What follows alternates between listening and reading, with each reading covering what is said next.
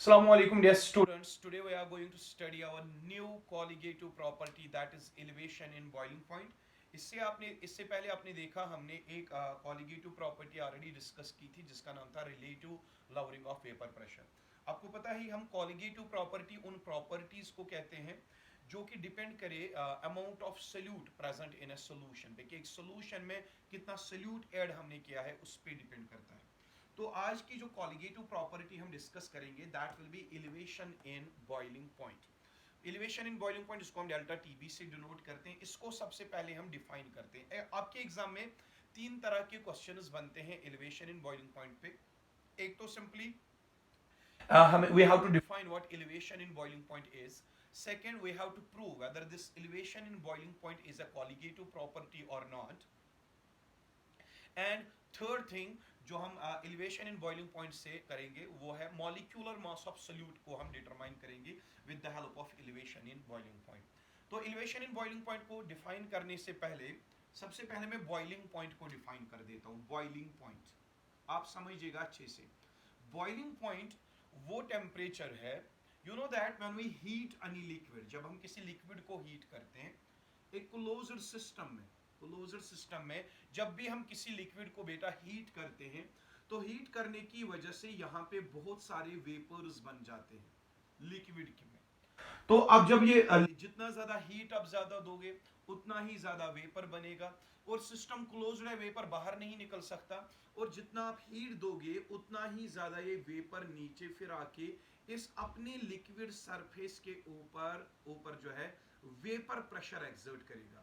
So when we increase the temperature, the quantity of vapor formed here that will increase.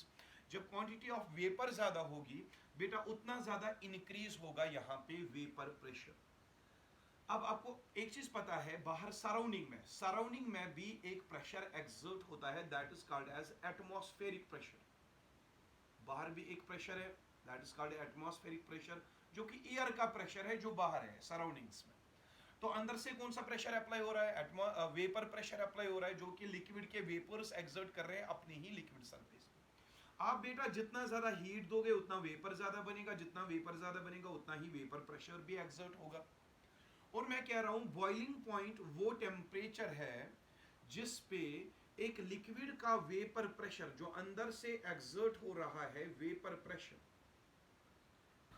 जब वो vapour pressure बाहर के atmospheric pressure के बराबर बनेगा, उस टाइम पे यहां पे कितना हमने टेम्परेचर दिया था उसी टेम्परेचर का नाम रखते हैं boiling point. So I can define boiling point as it is the temperature, it is the temperature at which vapor pressure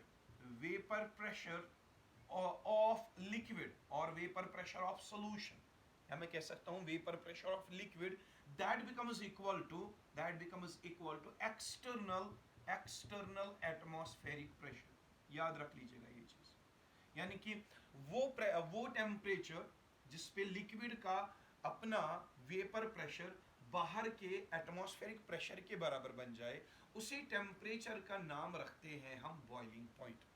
जैसे कि आपको पता है अगर हम प्योर वाटर लेते हैं, प्योर वाटर का जो बॉइलिंग पॉइंट है दैट इज 100 डिग्री सेल्सियस। तो 100 डिग्री सेल्सियस बॉइलिंग पॉइंट होने का मतलब क्या है? 100 डिग्री सेल्सियस पे प्योर वाटर का जो वेपर प्रेशर है, अपना वेपर प्रेशर अंदर से, वो बाहर के एटमॉस्फेरिक प्रेशर के बराबर बनता होगा। So we can say the boiling point of 100 degree Celsius in case of pure water, it indicates that at 100 degree Celsius the vapor pressure of the liquid or the vapor pressure of the vapors exerted by the vapors of the liquid on their own liquid surface, that becomes equal to external atmospheric pressure at this temperature. That is why we call this temperature as boiling point of water. अब मेरा boiling point है क्या? वो temperature है जिससे कि vapour pressure of liquid बन जाता है बराबर किसके बराबर? एटमॉस्फेरिक प्रेशर के बराबर। और वाटर का बॉइलिंग पॉइंट कितना है? 100 डिग्री सेल्सियस है। लेकिन हमें यहाँ पे बॉइलिंग पॉइंट तो डिफाइन करना ही नहीं था, हमें एक्चुअली डिफाइन करना था क्या? Elevation in boiling point. लेकिन एलिवेशन इन बॉइलिंग पॉइंट समझने के लिए हमने सबसे पहले बॉइलिंग पॉइंट को ही डिफाइन कर दिया, वो टेम्परेचर जिससे लिक्विड का वेपर प्रेशर बाहर के एटमॉस्फेरिक प्रेशर के बराबर बन जाए। अब बात करते हैं एलिवेशन इन बॉइलिंग पॉइंट की। देख लीजिए अच्छे से आप, मेरे पास और एक बीकर है, यहाँ पे और एक बीकर है, इसमें मैंने फिर से वाटर ले लिया। वाटर का बॉइलिंग पॉइंट क्या है बेटा? वाटर का बॉइलिंग पॉइंट 100 डिग्री सेल्सियस है। लेकिन इस वाटर में मैंने फिर से वाटर ले लिया जिसका बॉइलिंग पॉइंट है इंडिविजुअली क्या कितना 100 डिग्री सेल्सियस। अब मैं इसमें ऐड कर रहा हूं नॉन वोलेटाइल सॉल्यूट, यानी साल्ट मैंने ऐड कर दिया, नॉन वोलेटाइल सॉल्यूट ऐड कर दिया, तो ये बन जाएगी आपकी सॉल्यूशन। अब ये वो सॉल्यूशन है जिसमें हमने वाटर लिया है सॉल्वेंट, जिस वाटर का बॉइलिंग पॉइंट कितना था 100 डिग्री सेल्सियस। लेकिन जो ही हम इसमें नॉन वोलेटाइल सॉल्यूट ऐड करेंगे बेटा, नॉन वोलेटाइल सॉल्यूट ऐड करने की वजह से क्या होता है, अगर जब आप इसको हीट दोगे यहाँ पे वेपर बनेगा, लेकिन जो नॉन वोलेटाइल सॉल्यूट है वो वाटर की एस्केपिंग टेंडेंसी को डिक्रीज कर देता है। जब वो वाटर की एस्केपिंग टेंडेंसी को डिक्रीज करता है तो वाटर का वेपर यहाँ पे कम बनेगा। That means due to the addition of non volatile solute, जब हम नॉन वोलेटाइल सॉल्यूट ऐड कर देते हैं यहाँ पे, तो यहाँ पे वेपर जो है कम बनेगा, वेपर प्रेशर भी कम ही होगा। तो वो वेपर प्रेशर बाहर के एटमॉस्फेरिक प्रेशर के बराबर आसानी से नहीं बनेगा, हमें इस सॉल्यूशन में दोबारा से हीट देनी पड़ेगी, यानी कि एक्स्ट्रा हीट देनी पड़ेगी इसको। वो एक्स्ट्रा हीट जो हम इस सॉल्यूशन को दे रहे हैं जिसमें नॉन वोलेटाइल सॉल्यूट है, इसको हम कितना एक्स्ट्रा हीट दे रहे हैं so as to make its vapour pressure equal to what atmospheric pressure, जो हमने इसको एक्स्ट्रा हीट दे दी वही कहलाएगा elevation in boiling point. That means one thing is there, जब हम नॉन वोलेटाइल सॉल्यूट ऐड करेंगे इस सॉल्यूशन में तो उसकी वजह से इसका वेपर प्रेशर कम होगा। जब वेपर प्रेशर कम होगा, हम चाहते थे कि इसका वेपर प्रेशर एटमॉस्फेरिक प्रेशर के बराबर बन जाए, लेकिन नॉन वोलेटाइल सॉल्यूट ने यहाँ पे प्रॉब्लम क्रिएट कर दी, इसने इसका वेपर प्रेशर ही डिक्रीज कर दिया।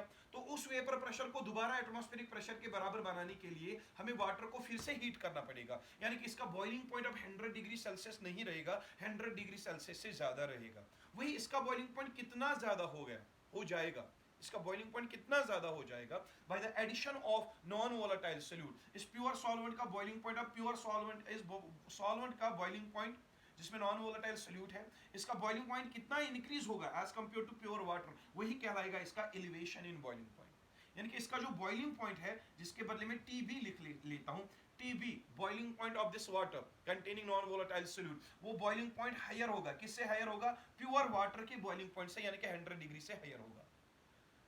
यहाँ पे क्या हो रहा था, नॉन वोलेटाइल सॉल्यूट ऐड कर दिया, नॉन वोलेटाइल सॉल्यूट ऐड करने की वजह से यहाँ पे क्या हो रहा था बेटा, यहाँ पे इसका वेपर प्रेशर कम हो रहा था। उसी वेपर प्रेशर को दोबारा एटमॉस्फेरिक प्रेशर के बराबर बनाने के लिए हमें फिर से एक्स्ट्रा हीट देनी पड़ी। तो इसका बॉइलिंग पॉइंट जो है सॉल्यूशन का जिसमें नॉन वोलेटाइल सॉल्यूट है, इसका बॉइलिंग पॉइंट जो है जो इस प्योर फॉर्म से क्या होगा, ज्यादा होगा। तभी मैंने कहा T B boiling point of solution containing non volatile solute that will be higher than the pure solvent और प्योर वाटर। अब प्योर वाटर का बॉइलिंग पॉइंट कितना है, 100 डिग्री सेल्सियस है, तो इसके बदले में लिख लेता हूं टीबी नॉट।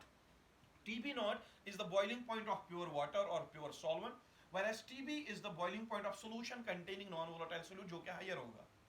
अब इस सॉल्यूशन का बॉइलिंग पॉइंट कितना इंक्रीज हुआ है as compare to the pure solvent और प्योर वाटर, वही रिप्रेजेंट करेगा elevation in boiling point. So elevation in boiling point को डिफाइन करने के लिए मैं एक रिलेशन ले लेता हूं यहाँ पे। टीबी क्या है, बॉइलिंग पॉइंट उस सॉल्यूशन का जो कि जिसमें नॉन वोलेटाइल सॉल्यूट है, उसका बॉइलिंग पॉइंट बहुत ज्यादा है, तो टीबी लिख लेते हैं यहाँ पे।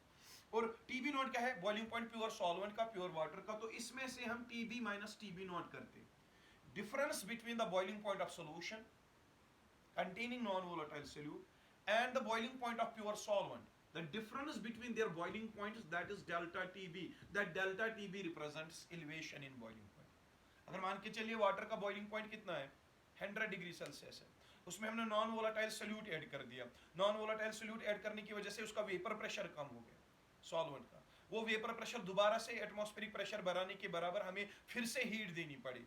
तो फिर से कितनी हीट देनी पड़ी हमें, एक्स्ट्रा हीट प्योर सॉल्वेंट के कंपैरिजन में, वही रिप्रेजेंट करेगा एलिवेशन इन बॉइलिंग पॉइंट। तो वो एलिवेशन इन बॉइलिंग पॉइंट कितना हुआ, आप सॉल्यूशन का हायर बॉइलिंग पॉइंट लीजिए, उसमें से सब्ट्रैक्ट कर दीजिए boiling point of pure solvent, तो आपको डिफरेंस निकल जाएगा। फॉर एग्जाम्पल अगर प्योर वाटर का बॉइलिंग पॉइंट 100 डिग्री सेल्सियस था और इसका 110 डिग्री सेल्सियस आ गया, अब सर डिफरेंस एलिवेट कितना हुआ बॉइलिंग पॉइंट, 110 माइनस 100, तो वही आ जाएगा 110 माइनस 10 डिग्री इंक्रीज हो जाएगा आपका boiling point non volatile solute add करने की वजह से। तो थोड़ा बहुत मैं आपको एक आइडिया दे देता हूं, when we add non volatile solute to the pure solvent, pure solvent का वेपर प्रेशर क्या होगा, डिक्रीज होगा। फिर उसी वेपर प्योर वाटर के वेपर प्रेशर को एटमॉस्फेरिक प्रेशर बढ़ाने के बराबर हमें फिर से उसको हीट देनी पड़ेगी। ये फिर से एक्स्ट्रा हीट कितना दे रहे हो आप, that is called as elevation in boiling point. तो आप elevation in boiling point define कर सकते हो, it is the extra temperature which is to be supplied,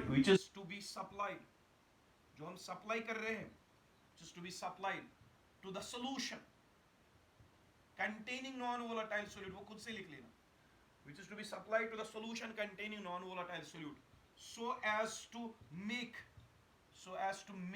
its vapor pressure equal to atmospheric pressure, so as to make its vapor pressure equal to atmospheric pressure।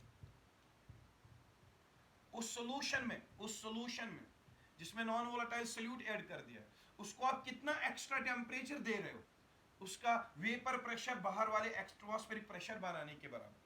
आप कितना extra temperature दे रहे हो solution को जिसमें non volatile solute है, उसका vapour pressure external atmospheric pressure के बराबर बनाने के लिए आप कितना एक्स्ट्रा टेम्परेचर इसको दे रहे हो सॉल्यूशन को सॉल्वेंट के कंपैरिजन में, वही कहलाएगा इसका एलिवेशन इन बॉइलिंग पॉइंट। तो अच्छे से समझ लीजिएगा, जो मैंने elevation in boiling point delta TB कहा वो किसके बराबर होगा, boiling point of solution TB minus TB naught, that is boiling point of solvent. तो ये चीज आप पहले याद रखोगे। तो इसी चीज को मैं ग्राफिकली भी रिप्रेजेंट कर देता हूं, आप समझ लीजिएगा अच्छे से। ये मान के चलिए मैंने यहाँ पे एक ग्राफ लिया है, यहाँ पे ग्राफ लिया है, एक सिंपल सा ग्राफ है। जितना मैं टेम्परेचर इंक्रीज करूंगा एक लिक्विड में, उतना ही वो वेपर ज्यादा बनाएगा, और जितना वो ज्यादा वेपर बनाएगा उतना ही ज्यादा इंक्रीज हो जाएगा उसका वेपर प्रेशर, यानी कि वेपर प्रेशर उसका इंक्रीज हो जाएगा। When we heat liquid, when we give more and more temperature to the liquid, उसका वेपर की क्वांटिटी ज्यादा हो जाएगी, और जितना वेपर की क्वांटिटी ज्यादा हो जाएगी उतना ही उसका वेपर प्रेशर इंक्रीज होता जाएगा। तो हम सबसे पहले यहां पे एक लाइन ड्रा करते हैं, ये लाइन ड्रा हमने कर दी, और यहां से भी इसको थोड़ा खींच लेते हैं, देख लीजिए अच्छे से बेटा। ये लाइन जो है ये रिप्रेजेंट करती है, मानिए इसको हम रिप्रेजेंट करेंगे atmospheric pressure. Vapour pressure increase होकर एटमॉस्फेरिक प्रेशर के बराबर जब भी बन जाएगा तो हम कहते हैं आपकी सॉल्यूशन बॉईल हो चुकी है। यहां पे आपने एटमॉस्फेरिक प्रेशर ले लिया है, यानी कि सारी लाइन रिप्रेजेंट करती है एटमॉस्फेरिक प्रेशर। तो आप यहां पे एक पॉइंट ले लो, यहां पे एक पॉइंट पे आपने प्योर सॉल्वेंट लिया है, और इस प्योर सॉल्वेंट को आप जितना हीट करोगे उतना ही ज्यादा वेपर बनाएगा, और जितना ही वेपर ज्यादा बनाएगा उतना ही उसका वेपर प्रेशर विद टेम्परेचर क्या हो जाएगा, इंक्रीज। अब देख सकते हो टेम्परेचर इंक्रीज कर रहे हो प्योर सॉल्वेंट का, आप प्योर सॉल्वेंट को हीट कर रहे हो ज्यादा, आप इसको ज्यादा टेम्परेचर दोगे ये ज्यादा वेपर बनाएगा, जितना ये ज्यादा वेपर बनाएगा इसका वेपर प्रेशर इंक्रीज होता जाएगा कंटिन्यूअसली, और एक टाइम पे इसका जो वेपर प्रेशर है एटमॉस्फेरिक प्रेशर के बराबर बन जाएगा। आप देख लीजिए यहाँ से प्योर सॉल्वेंट था, वेपर प्रेशर उसका कम था, हमने टेम्परेचर इंक्रीज कर दिया, इसका वेपर प्रेशर इंक्रीज हो गया। वेपर प्रेशर इंक्रीज होने के साथ साथ इसका वेपर प्रेशर किसके बराबर बन गया, एटमॉस्फेरिक प्रेशर के बराबर बन गया। अब सर प्योर सॉल्वेंट का वेपर प्रेशर जो ही एटमॉस्फेरिक प्रेशर के बराबर बनेगा हम कहेंगे प्योर सॉल्वेंट बॉईल हो गया। अब सर ये किस टेम्परेचर पे बॉईल हो गया, उसी के अकॉर्डिंग नीचे आ जाते हैं। यहाँ पे जो टेम्परेचर कॉरेस्पॉन्ड करता होगा उसी टेम्परेचर पे जो वाटर का प्योर सॉल्वेंट का वेपर प्रेशर है एटमॉस्फेरिक प्रेशर के बराबर बन गया। तो यहाँ पे जो टेम्परेचर आ रहा होगा उसी को हम कहेंगे TB naught. TB naught is the boiling point of pure solvent, जिस पे प्योर सॉल्वेंट का वेपर प्रेशर एटमॉस्फेरिक प्रेशर के बराबर बन रहा है। तो अच्छा सा कंसेप्ट है ये एक, तो यानी कि हमने जितना हीट दिया प्योर सॉल्वेंट उतना बॉईल हो रहा है, जितना ये बॉईल हो रहा है उतना ये वेपर ज्यादा बनाएगा, जितना ये वेपर ज्यादा बनाएगा उतना ही इसका वेपर प्रेशर इंक्रीज होके होते होते किसके बराबर बन जाएगा, एटमॉस्फेरिक प्रेशर के बराबर बन जाएगा। और जिस टेम्परेचर पे ऐसा हो vapour pressure of pure solvent atmospheric pressure के बराबर बन जाए, जिस टेम्परेचर पे ऐसा हो उसी को कहते हैं boiling point of pure solvent, जिसको मैंने टीबी नॉट से रिप्रेजेंट किया, जो कि प्योर वाटर के केस में 100 डिग्री सेल्सियस होता है। लेकिन जब हम इसी प्योर सॉल्वेंट में देख लीजिएगा, प्योर सॉल्वेंट में जब हम नॉन वोलेटाइल सोल्यूट ऐड कर देते तो ये तो प्योर सॉल्वेंट फिर नहीं रहेगा, सॉल्यूशन बन जाएगी। अब जब आप इस प्योर सॉल्वेंट में नॉन वोलेटाइल सोल्यूट ऐड कर दोगे, नॉन वोलेटाइल सोल्यूट ऐड करने की वजह से क्या होगा, इसका वेपर प्रेशर डिक्रीज हो जाएगा, ये देखो डिक्रीज हो गया। प्योर सॉल्वेंट का वेपर प्रेशर डिक्रीज हो गया।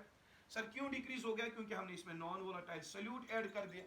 जब इस नॉन वोलेटाइल प्योर सॉल्वेंट में नॉन वोलेटाइल सोल्यूट ऐड कर दिया, इसका वेपर प्रेशर क्या हो गया? डिक्रीज। सर कितना डिक्रीज हो गया? Let that be delta T P, delta P A, delta P A को हम रिप्रेजेंट करते हैं, सॉल्वेंट को हम रिप्रेजेंट करते हैं ई से। इसमें हमने सोल्यूट डाल दिया, नॉन वोलेटाइल सोल्यूट, इसका वेपर प्रेशर डिक्रीज हो गया, डेल्टा पी ए से डिक्रीज हो गया। अब यहाँ पे क्या है? सॉल्वेंट है कि सोल्यूशन है? सोल्यूशन है, उसका वेपर प्रेशर क्या हो गया? डिक्रीज। अब हम इसको फिर से हीट करेंगे, फिर से हीट करेंगे तो फिर से ये बॉयल हो जाएगी, फिर से वेपर बनाएगा, फिर से वेपर बनाएगा, इसका वेपर प्रेशर फिर से इंक्रीज हो जाएगा। और जब इसका वेपर प्रेशर इंक्रीज हो जाएगा, a stage will be reached when a solution, यहाँ पे अब ये सोल्यूशन का कर्व है।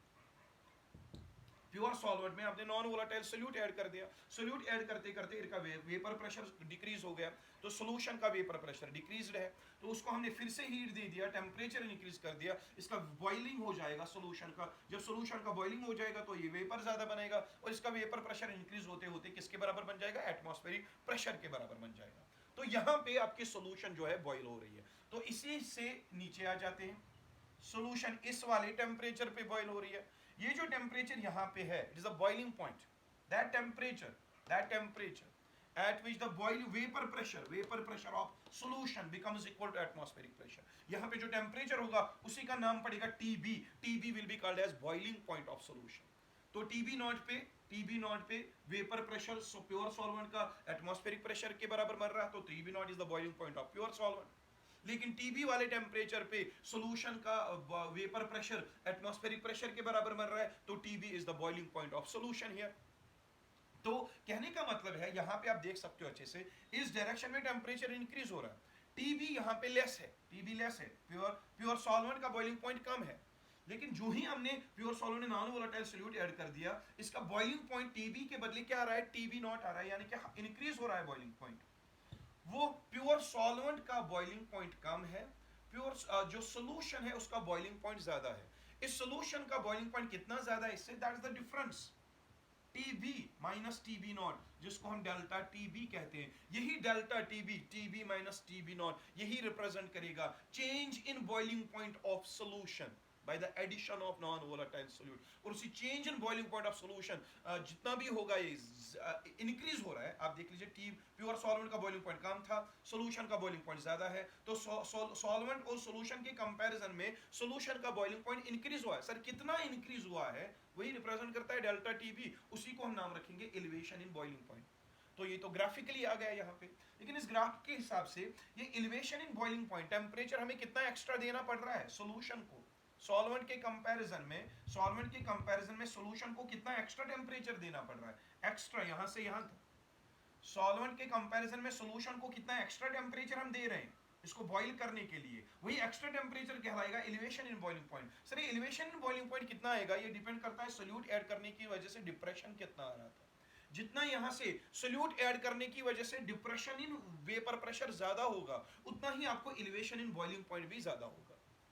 तो मैं एक चीज कह सकता हूं, delta TB that is elevation in boiling point, ये एलिवेशन इन बॉइलिंग पॉइंट कितना होगा? हमें इस सॉल्यूशन को बॉइलिंग पॉइंट कितना ज्यादा देना पड़ेगा as compare to pure solvent, that will be directly proportional to the extent of decrease in the vapour pressure. जितना इसका वेपर प्रेशर डिक्रीज हो रहा था by the addition of non volatile solute, जितना नॉन वोलेटाइल सोल्यूट ऐड करने की वजह से वेपर प्रेशर यहां पे ज्यादा कम होगा, और जितना वेपर प्रेशर ज्यादा कम होगा, उतना ही दोबारा इसका वेपर प्रेशर एटमॉस्फेरिक प्रेशर बनाने के बराबर हमें दोबारा से उतनी ज्यादा हीट ज्यादा देनी पड़ेगी। That means the extent of elevation in boiling point depends upon the extent of decrease or lowering in the vapor pressure। जितनी lowering ज्यादा होगी, उतना ही हमें boiling point और ज्यादा देना पड़ेगा। That is why we are calling it delta TB elevation in boiling point, that is directly related to the extent of lowering of vapor pressure। तो ये मैं हटा देता हूं। अब हम कहां पे पहुंच गए बेटा? यहां पे पहुंच गए। एलिवेशन इन बॉइलिंग पॉइंट समझ आ गया होगा, it is the extra temperature given to the solution containing non volatile solute so as to make its vapor pressure once again equal to atmospheric pressure। जो vapour pressure non volatile solute ने कम करवाया था, वो उस vapour pressure को दोबारा external atmospheric pressure के बराबर बनाने के लिए कितना एक्स्ट्रा टेम्परेचर सॉल्यूशन को हम दे रहे हैं, वही वो कहलाएगा एलिवेशन इन बॉइलिंग पॉइंट। तो एलिवेशन बॉइलिंग पॉइंट किसके बराबर निकला? लॉवरिंग ऑफ वेपर प्रेशर कितनी होगी? जितनी लॉवरिंग ऑफ वेपर प्रेशर ज्यादा होगी, उतना ही उसको हीट दोबारा से ज्यादा करना पड़ेगा। यानी कि elevation in boiling point is directly proportional to the extent of lowering of vapour pressure. तो ये फॉर्मूला मैं यहां पे लिख लेता हूं, delta TB elevation in boiling point that is directly proportional to delta PA that is lowering of vapour pressure. अब बेटा ये जो लॉवरिंग ऑफ वेपर प्रेशर है, लॉवरिंग ऑफ वेपर प्रेशर, हमने एक कोलिगेटिव प्रॉपर्टी ऑलरेडी पढ़ी है जिसमें हमने पढ़ा था relative lowering of vapour pressure. इससे पहले जो कोलिगेटिव प्रॉपर्टी पढ़ी उसमें हमने ये पढ़ा है delta P A, this delta P A it is equal to P A nought vapour pressure of pure solvent minus P A vapour pressure of solution containing non volatile solute. तो इन दोनों का जो डिफरेंस आएगा वही represent करेगा delta P A, that means delta TB is directly proportional to P A nought minus P A. तो इस इक्वेशन का हम नाम रखते हैं इक्वेशन नंबर फर्स्ट। अभी तो एलिवेशन इन बॉइलिंग पॉइंट हमने डिफाइन कर दिया। अब जो सेकंड क्वेश्चन है हमारे जो हमें सॉल्व करना है यहाँ पे वो है कि ये डेल्टा टीबी एक कोलिगेटिव प्रॉपर्टी है कि नहीं है। अब sir delta TB colligative property है कि नहीं है, उसके लिए हमें क्या करना होगा, हमें प्रूव करना होगा this delta TB depends on number of moles of solute. अगर delta TB number of moles of solute पे डिपेंड करता हो तब जाके ये कोलिगेटिव प्रॉपर्टी कहलाएगी।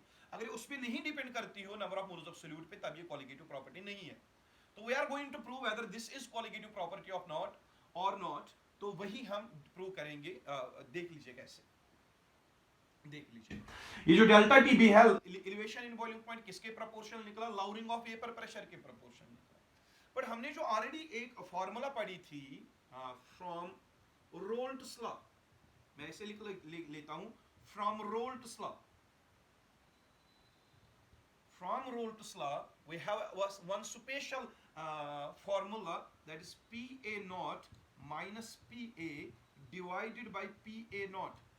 That is relative lowering of vapor pressure. This entire term it is called a relative lowering of vapor pressure. यही बराबर होती थी किसके, chi b के। This is the equation from Rolte's law. हमने जब रोल्ट्स लॉ डिफाइन किया था हमने कहा था relative lowering of vapour pressure, एक सॉल्यूशन में वेपर प्रेशर की रिलेटिव लॉवरिंग कितनी हो रही है वो डिपेंड करता है आपने उस सॉल्यूशन में नॉन वोलेटाइल सॉल्यूट कितना ऐड किया है, उसका मोल फ्रैक्शन कितना है। तो देख लीजिए बेटा आप अच्छे से, आप एक चीज करेंगे यहाँ पे इस पी ए नॉट को यहाँ पे शिफ्ट कर दो।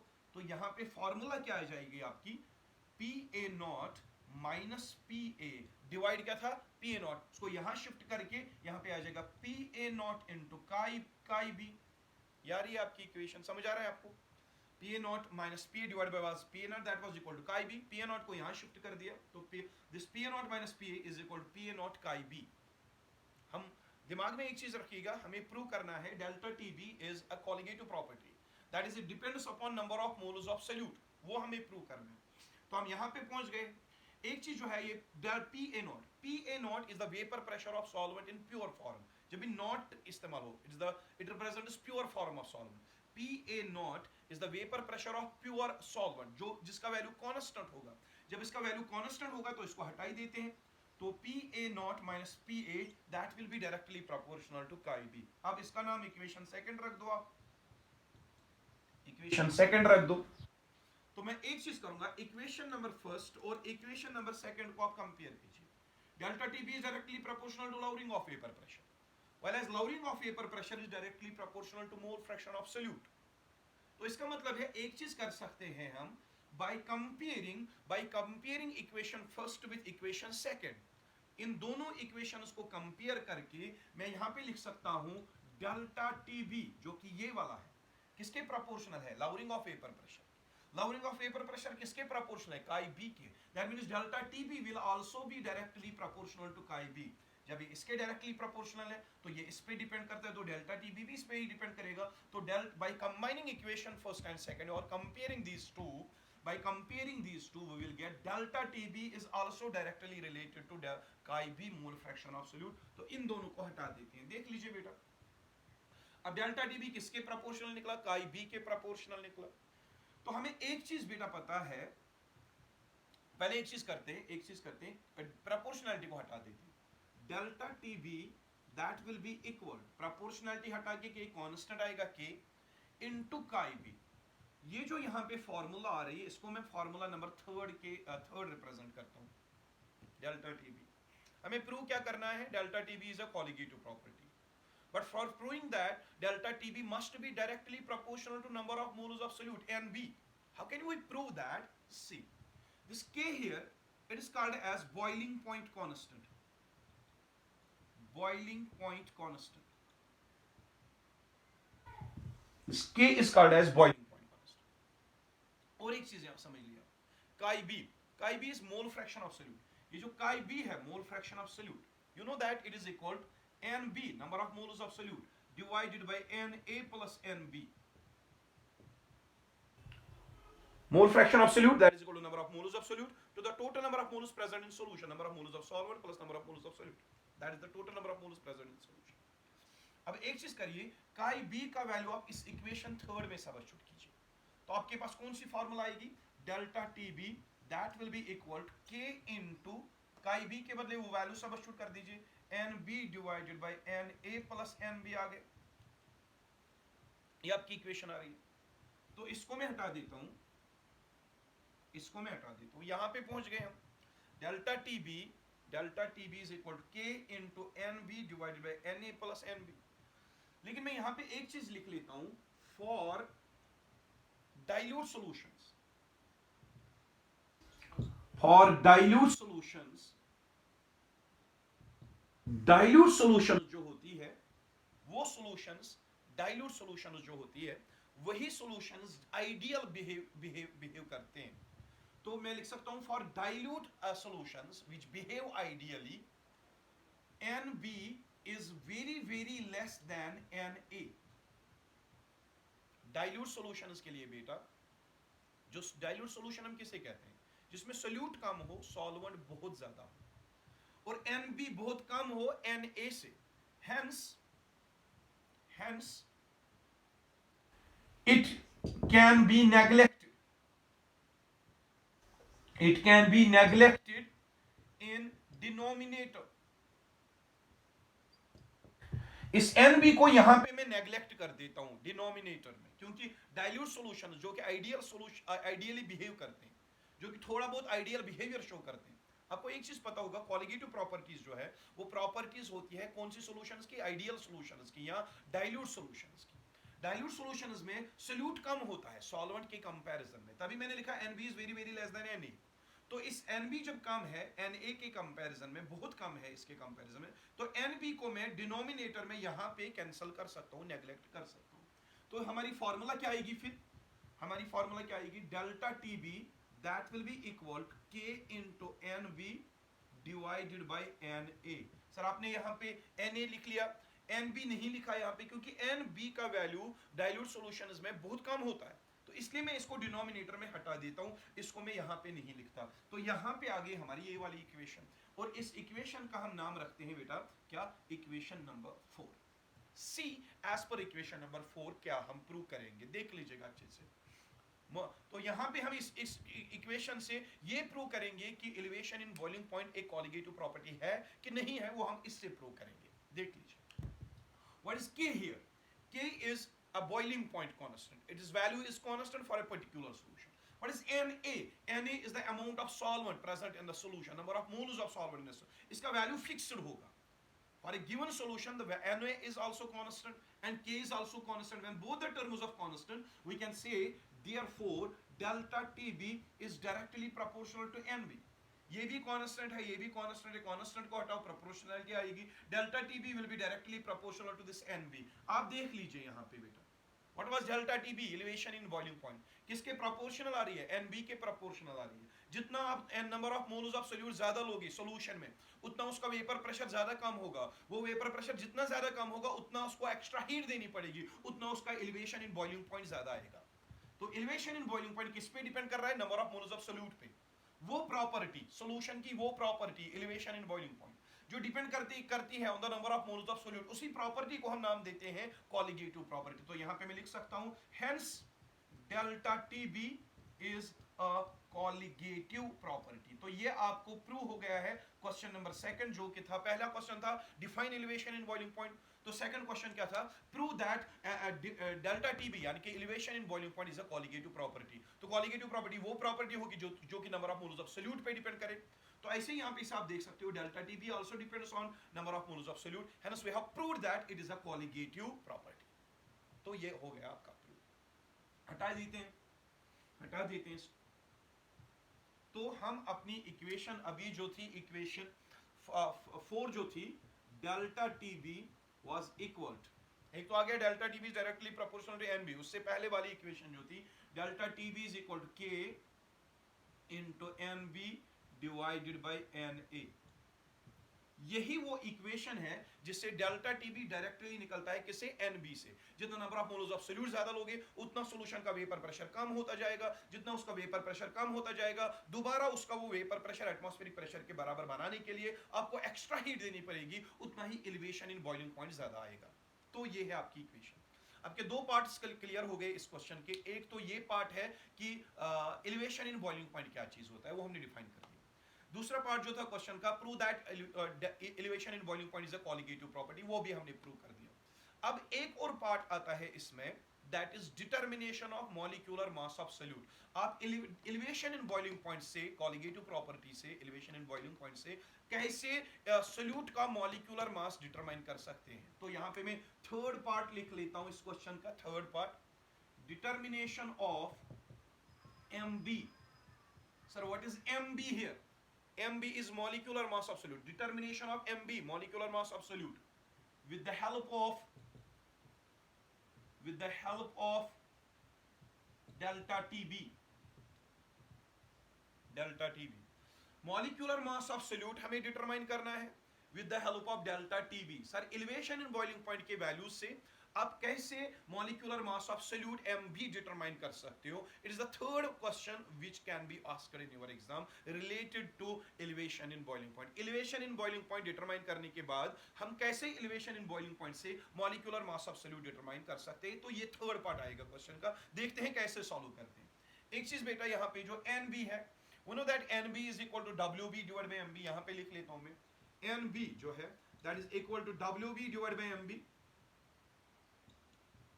What is NB actually? Number of moles of solute. B is solute. N is number of moles. B is solute. That is equal to WB divided by MB. WB is what? Mass of solute in grams. MB molecular mass of solute. And Na is what? Na is equal to WA divided by MA. That is given mass of solvent divided by molecular mass of solvent. तो NB और Na का value आप इसमें substitute कर दो, तो आपकी equation क्या आएगी वो देखते हैं।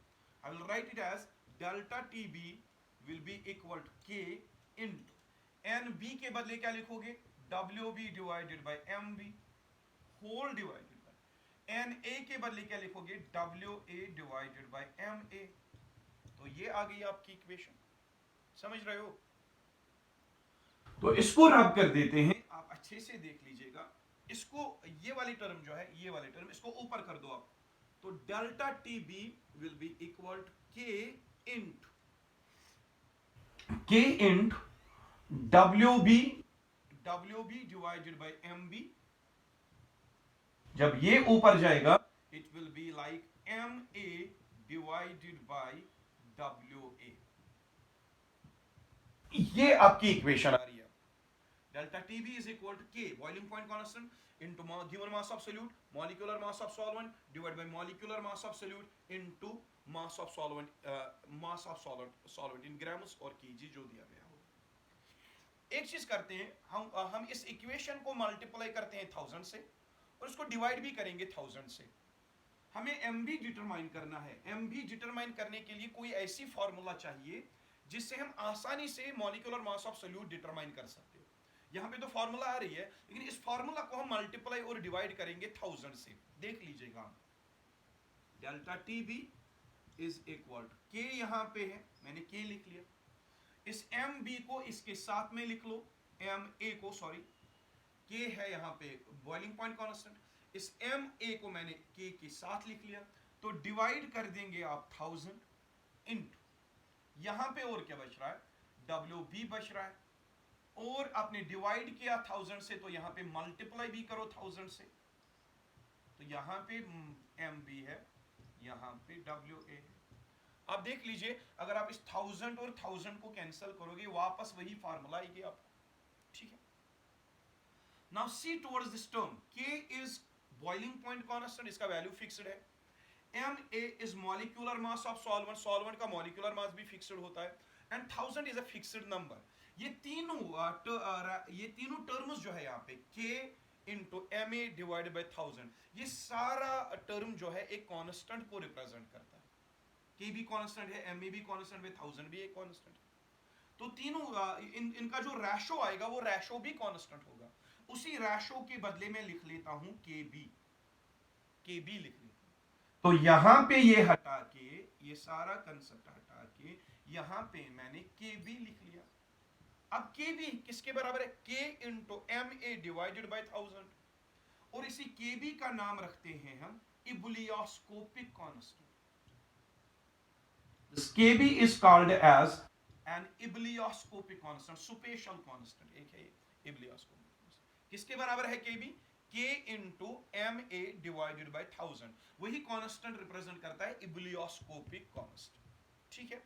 तो इसको हटाई देते हैं, यहां पे आ गया इबुलियोस्कोपिक कांस्टेंट है क्या, इसको मैं अलग से डिफाइन कर देता हूं। इबुलियोस्कोपिक कांस्टेंट को मैं अलग से डिफाइन कर देता हूं। हम पहले यहां पे पहुंच गए, देख लीजिए बेटा। इसको हम एक चीज करते हैं, पहले हमें डिटरमाइन क्या करना था, M B molecular mass of solute. तो मॉलिक्यूलर मास ऑफ सॉल्यूट यहां पे है, इसको यहां शिफ्ट कर दो, ये डिवाइड हो जाएगा। तो M B that will be equal to, ये एम बी किसके बराबर निकलेगा, डेल्टा टी बी को यहां पे डिवाइड कर दो, it will be equal to K B into W B into 1000 whole divided by delta T B into W A. ये यहां पे आ रही है इक्वेशन। तो आपको एम बी निकालना था, molecular mass of solute can be determined by knowing the value of Iblioscopic constant, given mass of solute, elevation in boiling point and mass of solvent.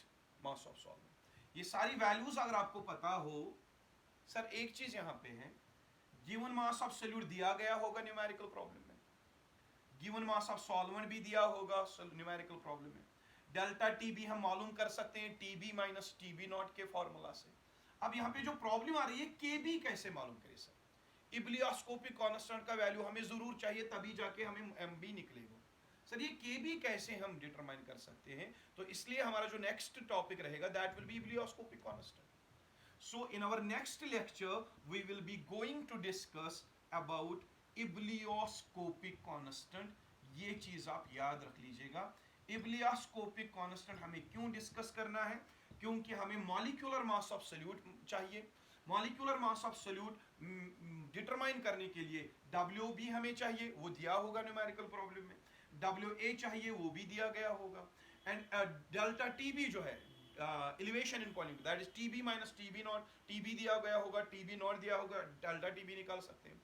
लेकिन ये इबुलियोस्कोपिक कांस्टेंट का वैल्यू हमें चाहिए so as to determine molecular mass of solute. तो इसका value determine करने के लिए हम अब इस इबुलियोस्कोपिक कांस्टेंट का वैल्यू डिटरमाइन करने के लिए एक अलग सा लेक्चर हम दे देंगे। तो उसमें हम अच्छे से इबुलियोस्कोपिक कांस्टेंट को डिस्कस करेंगे, और भी जो एलिवेशन इन बॉइलिंग पॉइंट है, एलिवेशन इन बॉइलिंग पॉइंट और मोलैलिटी के बीच में कौन सी रिलेशनशिप है, वो भी हम नेक्स्ट लेक्चर में डिस्कस करेंगे। और इंशाल्लाह नेक्स्ट लेक्चर में हम ये भी डिस्कस करेंगे कि हम कैसे एम बी या के बी या डेल्टा टी बी इनके रिलेटेड जितनी भी न्यूमेरिकल प्रॉब्लम्स आएगी वो हम नेक्स्ट लेक्चर में डिस्कस करेंगे। तो नेक्स्ट लेक्चर में क्या क्या आएगा? इबुलियोस्कोपिक कांस्टेंट आएगा, और मोलैलिटी और एलिवेशन इन बॉइलिंग पॉइंट के बीच में रिलेशनशिप डिराइव करेंगे, और फिर इबुलियोस्कोपिक कांस्टेंट के यूनिट्स भी डिराइव करेंगे नेक्स्ट लेक्चर में। और उसके बाद हम नेक्स्ट लेक्चर में एलिवेशन इन बॉइलिंग पॉइंट्स के रिलेटेड जितने भी न्यूमेरिकल प्रॉब्लम्स आएंगे उनको हम नेक्स्ट लेक्चर में डिस्कस करेंगे। खुदा।